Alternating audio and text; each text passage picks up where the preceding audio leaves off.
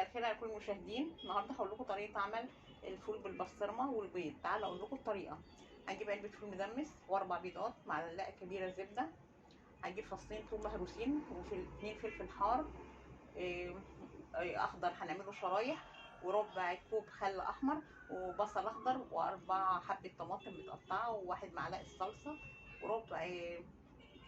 وربع كوبايه ميه، و100 جرام بسطرمه، وملح وفلفل، وطريقه قدامكم على الشاشه.